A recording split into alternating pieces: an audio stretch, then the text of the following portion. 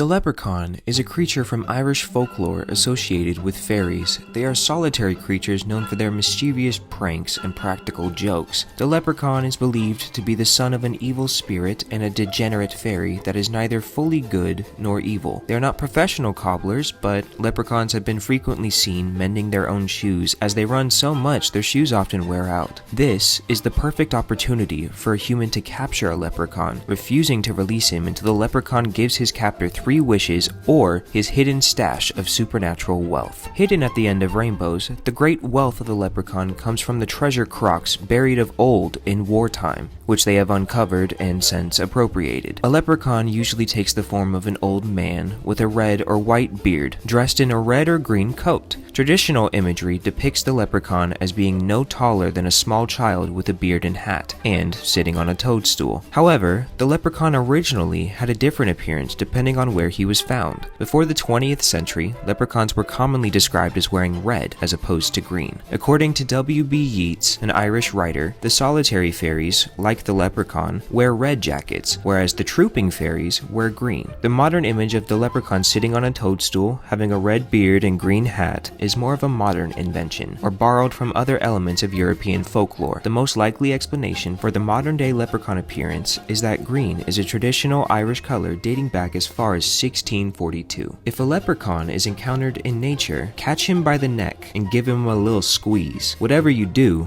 do not look away, because the moment you take your eyes off of him, the leprechaun will disappear. Once you have him in your grasp, you are in a position to have a polite, or not so polite, conversation. Start off by asking him where he keeps his crock pot of gold. Don't be surprised when he doesn't tell you and instead attempts to use cunning tricks to escape. If the leprechaun is not forthcoming after you shake him and ask him a second time, you may have to take him home, boil a kettle, and threaten to plunge him into the water. You may have to do this several times. You may also tie him to a table leg or imprison him in a chest. If you do, have patience. It may take a year and a day of imprisonment before he tells you anything. Even if he does divulge the location of his gold, do not trust a leprechaun to give you the correct location. Your best bet is to bring him with you. One tried and true method is to trap the leprechaun in your pocket. If you do find the gold, be prepared to dig it up immediately. Even if you mark the location, you will not find the gold again if you gotta run to Home Depot and get a shovel. Should you fail, which will happen to almost all of you, be prepared to suffer ill fortune.